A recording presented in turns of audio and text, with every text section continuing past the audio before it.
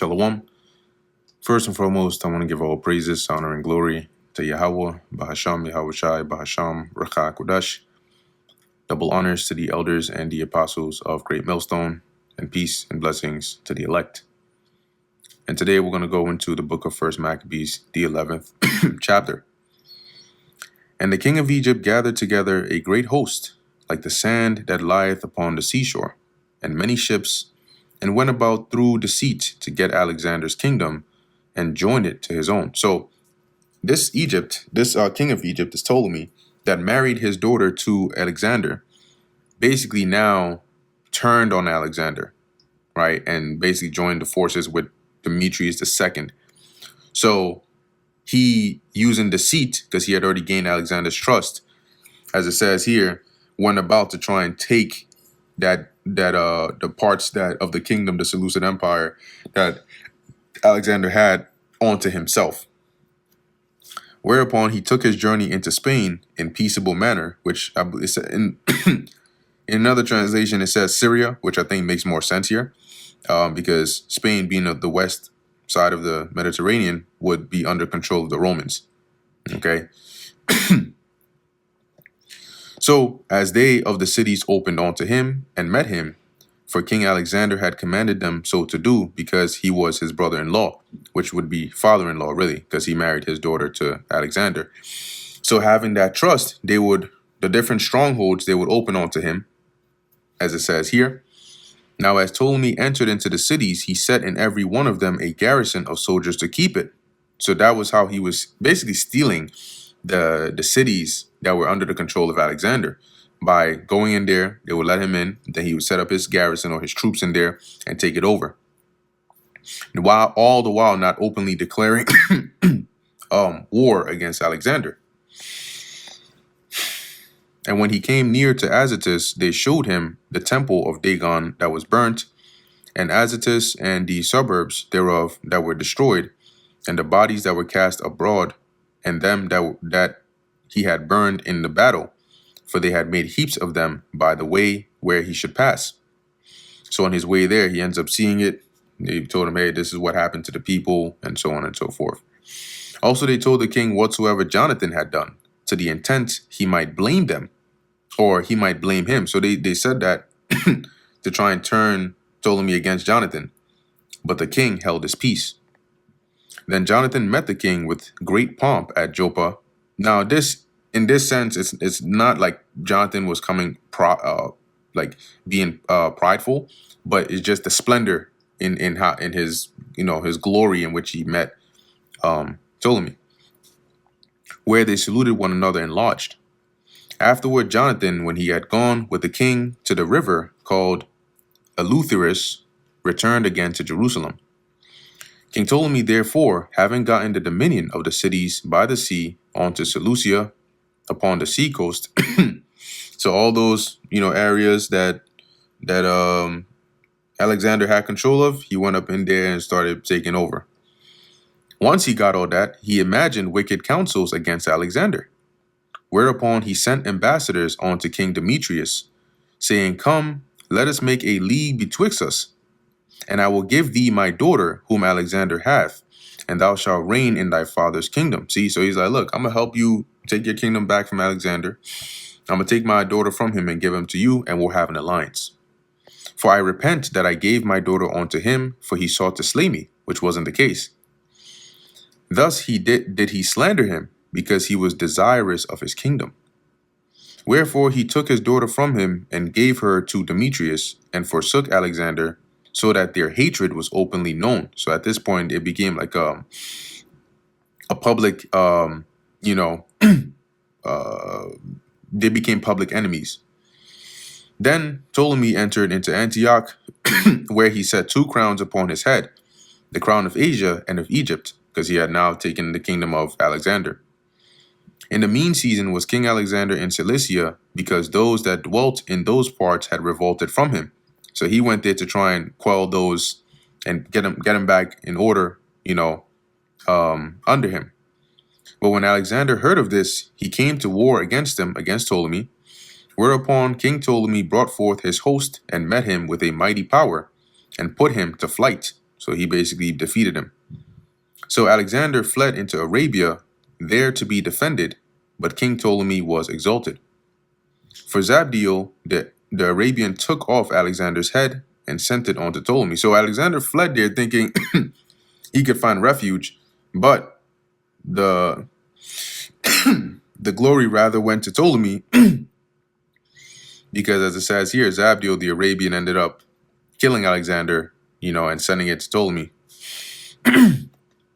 King Ptolemy also died the third day after, and they that were in the strongholds were slain one of another. So here it is. He did all that, and then 3 days later he dies. And all the men that he set in those cities that he went and stole from Alexander, the native inhabitants there, knowing Ptolemy was dead, ended up turning on those garrisons and killing them. By this means, Demetrius reigned in the 167th year. So this was the way in which the door was opened for him to come and take the throne. At the same time, Jonathan gathered together them that were in Judea to take the tower that was in Jerusalem, to take over that fortress. And he made many engines of war against it. Then came ungodly persons who hated their own people, which are wicked Israelites, went unto the king, and told him that Jonathan besieged the tower. Whereof when he heard, he was angry, and immediately removing, he came to Ptolemaeus, and wrote unto Jonathan that he should not lay siege to the tower, but come and speak with him at Ptolemaeus in great haste, immediately. Nevertheless, Jonathan, when he heard this, commanded to besiege it still. He said, keep the siege going. We're going to take over this tower. And he chose certain of the elders of Israel and the priests, and put himself in peril, and took silver and gold and raiment and divers presents besides, and went to Ptolemaeus unto the king, where he found favor in his sight. And though certain ungodly men of the people had made complaints against him, yet the king entreated him as his predecessors had done before, and promoted him in the sight of all his friends. So instead, the king actually, was favorable to Jonathan, and confirmed him in the high priesthood and in all the honors that he had before, and gave him preeminence among his chief friends. Then Jonathan desired the king that he would make Judea free from tribute, as also the 3 governments with the country of Samaria, and he promised him 300 talents. So he said, look, you rid us of that tribute that we have to pay. It's very taxing on us. And I'm going to give you 300 talents of, okay, it doesn't say what gold or silver here. So the king consented and wrote letters unto Jonathan of all these things after this manner. King Demetrius unto his brother Jonathan, and unto the nation of the Jews, sendeth greeting. We send you here a copy of the letter which we did write unto our cousin Lasthenes concerning you, that ye might see it. So he's like, this is a copy of a letter we wrote onto Lasthenes. So you understand what the status or the state or the status quo concerning you is. We are determined to do good to the people of the Jews who are our friends and keep covenants with us because of their goodwill toward us. Wherefore we have ratified unto them the borders of Judea with the 3 governments of Aparima and Lida and Ramathem, which when you look that in another translation, I think that's Ephraim, Lida, and I forget the name of the other location here. Let me look this up here. First Maccabees 11:34.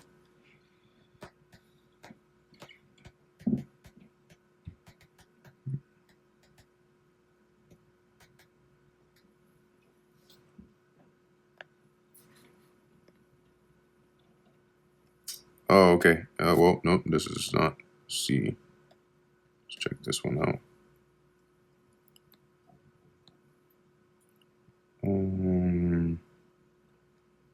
Arimathea. There you go. That's what it was. Arimathea. Yep. That are added onto Judea from the country of Samaria. So those governments were a part now of like Judea's jurisdiction, you could say. And all these things appertaining unto them, for all such as do sacrifice in Jerusalem, instead of the payments which the king received of them yearly aforetime out of the fruits of the earth and of trees. So they have been freed of that, so they didn't have to pay um, payments onto the king, right? That tribute that was taken off of them. And as for other things that belong unto us, of the tithes and customs pertaining unto us, as also the salt bits and the crown taxes which are due unto us, we discharge them of all of them of all their relief. So they don't have to pay taxes on any of those. And nothing hereof shall be revoked from this time forth forever. Now therefore see that thou make a copy of these things, and let it be delivered unto Jonathan, and set upon the holy mount in a conspicuous place, which is a prominent area, so everybody can see it and know. After this, when King Demetrius saw that the land was quiet before him, and that no resistance was made against him, he sent away all his forces, every one to his own place. So he basically disbanded his armies, except certain bands of strangers, whom he had gathered from the isles of the heathen, wherefore all the forces of his fathers hated him. So they were like, you dismissing us and keeping these like heathen mercenaries.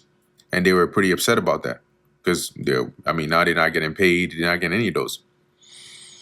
Moreover, there was one Tryphon that had been of Alexander's part. So he supported Alexander in the past, who, seeing that all the host murmured against Demetrius, went to Simalcu, the Arabian, that brought up Antiochus, the young son of Alexander. So going back to Alexander,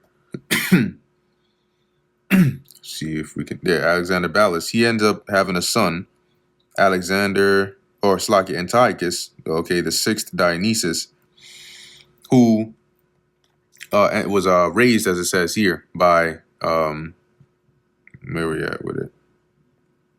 Simalcu, all right, an Arabian. So Tryphon, which was a supporter of Alexander Ballas, goes and gets Alexander's son from the Arabian. It says here, and lays sore upon him to deliver him this young Antiochus. So he pressed him constantly, like, give me the boy, I'm going to set him up on the throne, that he might reign in his father's stead. He told him, therefore, all that Demetrius had done, and how his men of war were at enmity with him. And there he remained a long season. So Tryphon that was there trying to convince the Arabian was like, yo, look, this guy has dismissed his armies. They're all against him. They're angry at him. He's at a bad position. Now is the time to take the kingdom. In the meantime, Jonathan sent unto King Demetrius that he would cast those of the tower out of Jerusalem, and those also in the fortresses, for they fought against Israel.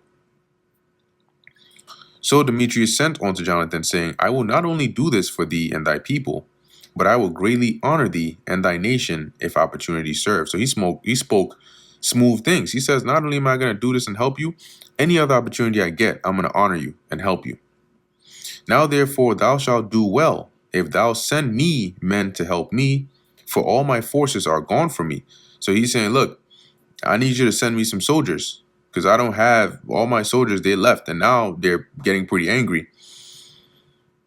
Upon this, Jonathan sent him 3,000 strong men unto Antioch. And when they came to the king was very glad of their coming. Howbeit, they that were of the city gathered themselves together into the midst of the city, to the number of 120,000 men, and would have slain the king. So he started facing a mutiny on his hand from his own inhabitants of the city. Wherefore the king fled into the court, but they of the city kept the passages of the city and began to fight. So they basically started to run things over and started rioting. Then the king called to the Jews for help, who came unto him all at once, and dispersing themselves through the city, slew that day in the city to the number of 100,000. So you had Israelites, the ones that Jonathan sent, they went up in there and they just started going to work on those people.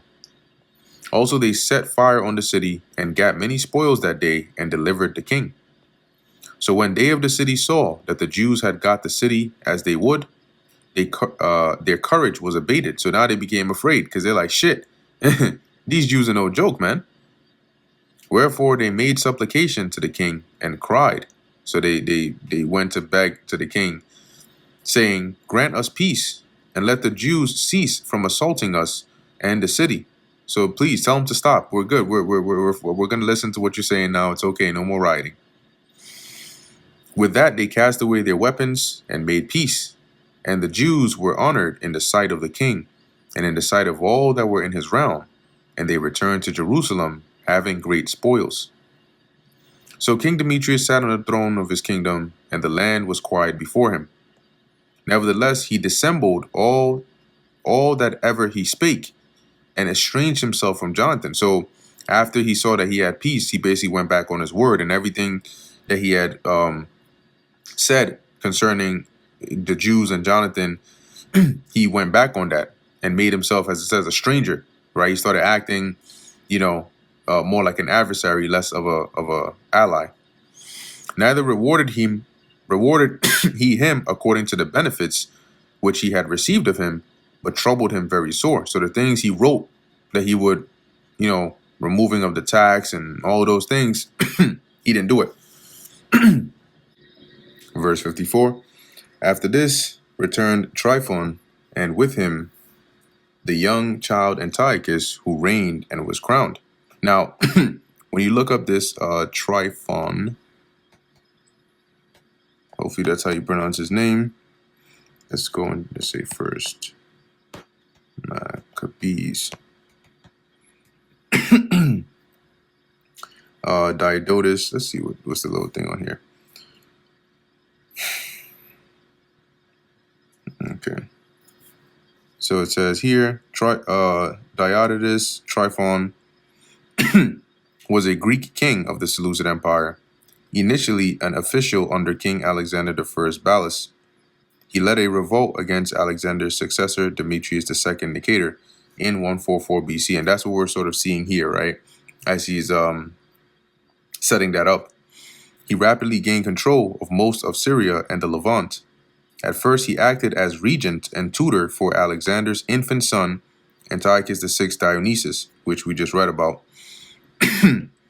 But after the death of his charge in 142/141, Diodotus declared himself king, so he basically usurped the throne at that point. He took the royal name Tryphon Autocrator and distanced himself from the Seleucid dynasty for a period between 139 and 138. He was the sole ruler of the Seleucid Empire.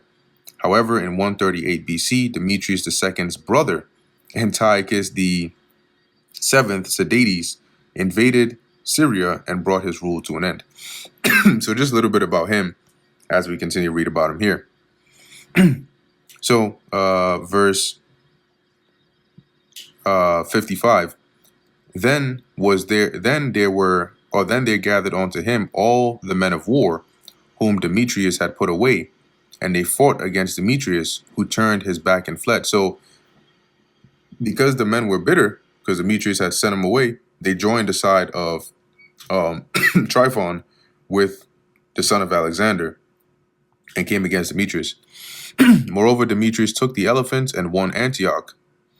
At that time, young Antiochus wrote unto Jonathan, saying, I confirm thee in the high priesthood, and appoint thee ruler over the 4 governments, and to be one of the king's friends. Upon this he sent him golden vessels to be served in, and gave him leave to drink in gold, and to be clothed in purple, and to wear a golden buckle. His brother Simon also he made captain from the place called the Ladder of Tyrus onto the borders of Egypt. So he gave him a portion where he was captain over there.